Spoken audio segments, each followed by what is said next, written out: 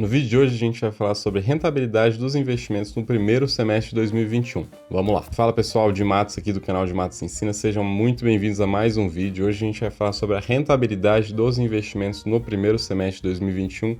Vamos fazer um top aqui, 8 investimentos que mais tiveram retorno ou então que menos tiveram retorno no primeiro semestre. Também vamos falar no final do vídeo sobre a rentabilidade real, né? Rentabilidade que é acima da inflação. Então, para contextualizar, eu peguei investimentos os mais comuns, os mais famosos, investimentos que todo mundo tem alguma noção, então conhece, já investiu, e fiz uma comparação entre eles aqui no primeiro semestre. E já também no final eu trouxe aqui um comparativo pensando na isenção ou não de imposto de renda, fazendo já uma rentabilidade líquida e também a rentabilidade real logo em seguida. Em um contexto geral, a gente vai falar sobre fundo de investimento imobiliário, ações, criptos, tesouro, dólar, poupança e especialmente aqui rentabilidade real desses investimentos no primeiro semestre, que é a rentabilidade descontada da inflação. Primeiro a gente vê que a Selic começou o ano lá em 2%, hoje está em 4,25% e tem uma perspectiva de chegar talvez a mais de 6,5% no final do ano. E quanto que acumulou o investimento em Selic, quanto que ele acumulou nesse semestre? 1,26%. É que eu estou sempre pensando que a pessoa aplicou no primeiro dia útil, né? Dia 4 de janeiro, né? Ou então dia 1º, se for dólar, por exemplo. Então, primeiro dia útil até 30 de 6 de 2021. E aí outra questão que a gente vê. O CDI, como é que ele ficou? Também teve a mesma rentabilidade da Selic. Se a gente for observar, o CDI está sempre 0,1 ponto percentual por volta disso, abaixo da Selic. Ou seja, a Selic está lá em 4,25, o CDI normalmente está em 4,15, né? 0,1 ponto percentual menor. E ter a mesma rentabilidade de 1,26 aqui neste primeiro semestre. Aí outra questão que a gente tem que ver é quanto foi a inflação neste primeiro semestre. Ela acumulou aqui, medido pelo IPCA, o nosso principal índice de inflação no Brasil, acumulou 3,77% no ano, ou seja, você já viu que um investimento conservador em Selic já perdeu e muito para a inflação, né? No primeiro dia do ano você tinha um poder de compra com esse dinheiro, você investiu ele num Tesouro Selic, por exemplo, no meio do ano você vai sacar para comprar a cesta de produtos, alguma coisa que você queria, provavelmente isso está mais caro e você não consegue mais comprar a mesma coisa, porque a inflação corroeu o poder de compra da moeda. E é importante a gente observar que a inflação nos 12 meses está 8,35%. O que isso quer dizer? Essa é a inflação de junho, né? Então tá pegando julho de 2020, qual foi a inflação de julho, todos os meses até chegar na inflação de junho deste ano, de 2021, ela acumulou 8,35%. E qual que é o desafio? O Banco Central tem uma meta de 5,25%. Então, tem a tendência da Selic se elevar, especialmente para conter este avanço da inflação. E a gente entra aqui no primeiro investimento que a gente vai falar, quem fez lá no começo do ano, primeiro dia útil e segurou até o meio do ano, em fundos de investimento imobiliário. Aqui eu trouxe representando toda a categoria, eu trouxe o IFIX, né, que é o índice dos principais fundos de investimento negociados na nossa bolsa. Ele ficou aqui em 13º lugar neste ranking que eu fiz em questões de rentabilidade. Teve uma desvalorização de 3,93% no ano, primeiro dia útil até dia 30 do 6. E aqui é importante a gente ver que ainda tem a questão da rentabilidade real, que vai afetar ainda mais este prejuízo que ele teve aqui nesse primeiro semestre. A gente vê que teve um pico lá embaixo, né, aqui onde eu estou com o mouse, teve um pico de queda aqui de fechamento, só que na prática, neste dia, os negócios foram lá para baixo e voltaram. O que aconteceu neste dia aqui? Foi o dia que a proposta de reforma tributária foi apresentada, inclusive eu gravei um vídeo sobre isso, eu vou deixar nos cards aqui para você ver depois. É importante você ver se você investe em ações, em fundos de investimento imobiliário, até em títulos pré-fixados, porque vai ter bastante alteração, então clica no link aqui depois desse vídeo, calma aí. Vamos lá, para o 12º lugar, quem ficou foi o dólar, que se você conseguisse investir lá no primeiro dia do ano, dia 1º de janeiro de 2021, a cotação era 5,19.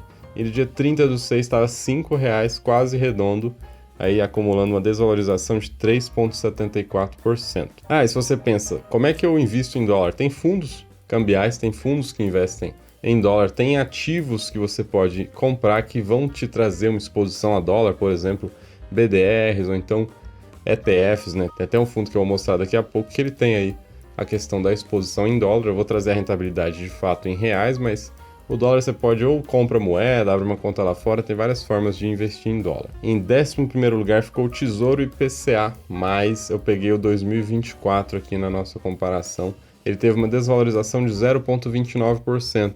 Estava lá custando 3.219 e fechou o semestre custando R$3.210, aí perdendo 0,29%, apesar de ele te pagar a inflação. Aqui que é o interessante, ele tem a parte pré-fixada dele. E como a expectativa de Selic foi se elevando, e o que acontece com essa parte pré-fixada, ela tende a perder valor para poder pagar mais. Eu fiz um vídeo bem explicativo sobre esse efeito, está aqui também nos cards. Então clica lá depois desse vídeo para você entender como é que é esse efeito inverso, né? Inversamente proporcional, da Selic se elevando, tendo uma expectativa de se elevar, e os títulos públicos que têm uma parte pré-fixada ou que são pré-fixados caindo. Para você entender, depois você clica no vídeo ali. E aí vamos aqui então já para o próximo. Em 10º lugar ficou o Tesouro Pré-fixado. Eu trouxe aqui o LTN 2022, que aqui não foi perda, né? Ele teve uma valorização bem pequenininha, mas teve 0,03% aqui neste primeiro semestre. A gente vê bem essa curva que eu deixei aqui, que foi lá para baixo, foi bem no momento em que a Selic começou a perspectiva de alta dela.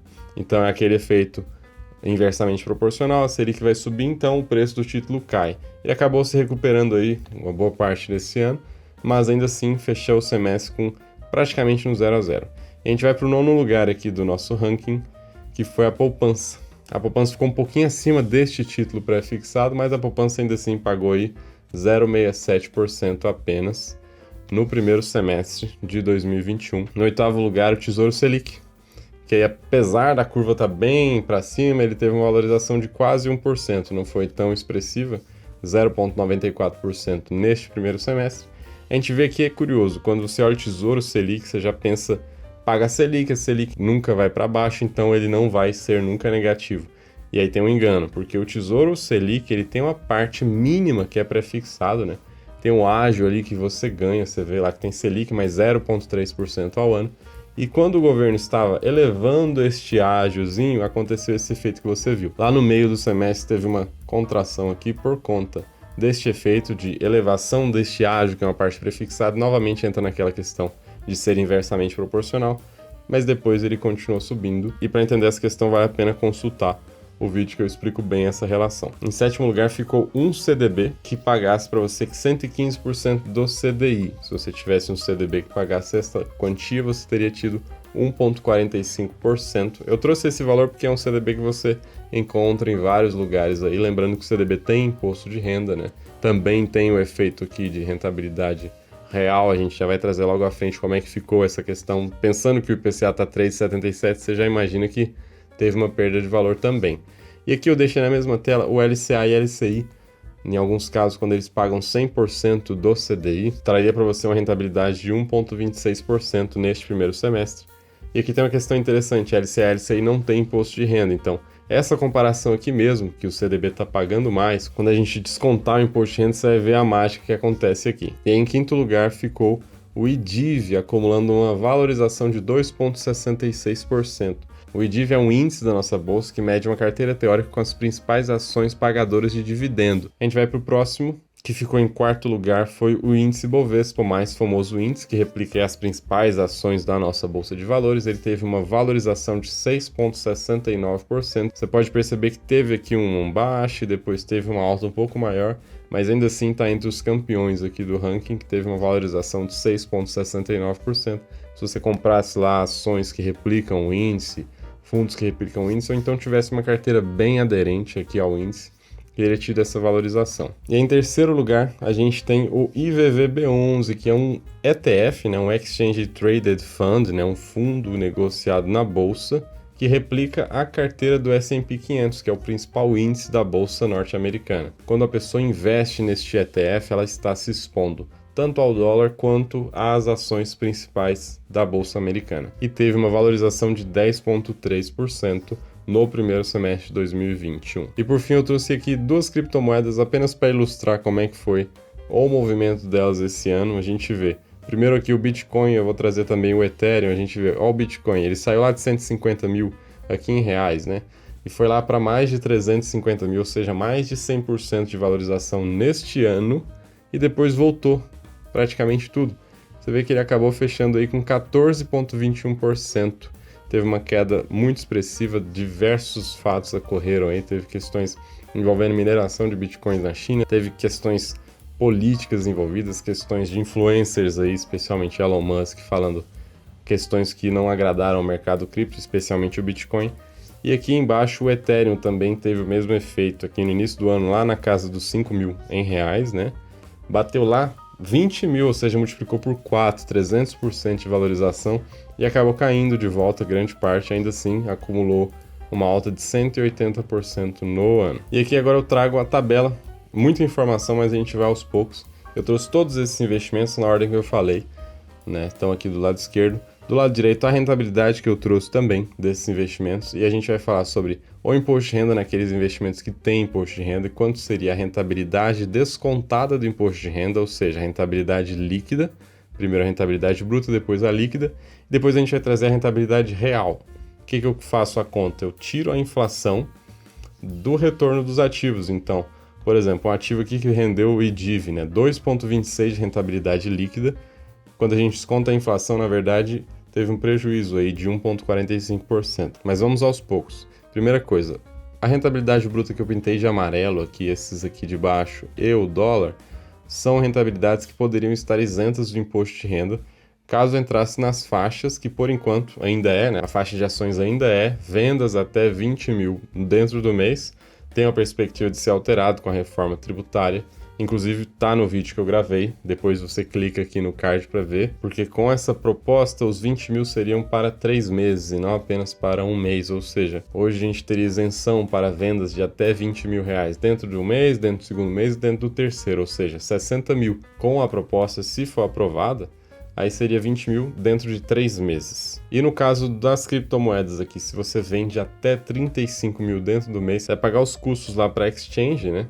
Para sua corretora que venda criptomoedas, mas não vai pagar imposto se as vendas forem de até 35 mil reais. Eu vou soltar um vídeo muito em breve sobre as pirâmides financeiras, tem muitas que envolvem Bitcoin, então já se inscreve no canal para não perder esses vídeos, porque são alertas importantíssimos para você que investe, ficar atento aí e não cair em roubadas. E a gente vai aqui pro ranking, você vê que o IFIX teve lá 3,93% de rentabilidade bruta, a líquida, né, tirando o imposto de renda, não teria imposto de renda porque teve prejuízo, né? Você até acumularia aqui o prejuízo para compensar com o lucro mais na frente, se eventualmente você tivesse.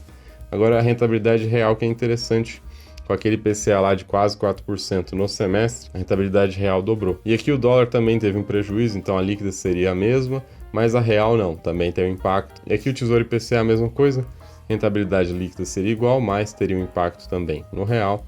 Pré-fixado a mesma coisa, poupança não teria imposto, Tesouro Selic também seria a mesma questão.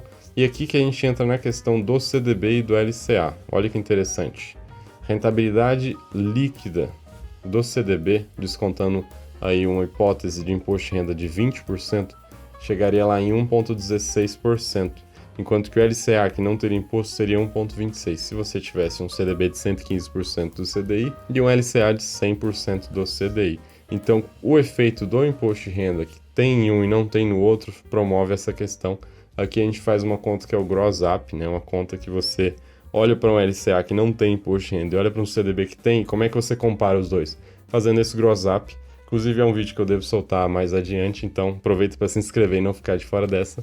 Vamos continuar. E aí descendo mais aqui no ranking, né? Aqui o IDIV, né? O índice de dividendos, também teria um efeito de imposto de renda aí de 15% e uma rentabilidade real aqui, a última negativa deste ranking. O IBOV, que teve um retorno de 6,69%, teria uma rentabilidade real descontada da inflação de 1,85%, e o S&P 500, né? O IVVB11, teria uma rentabilidade real de 4,8%, considerando imposto de renda de 15%, e uma rentabilidade líquida de 8,76%.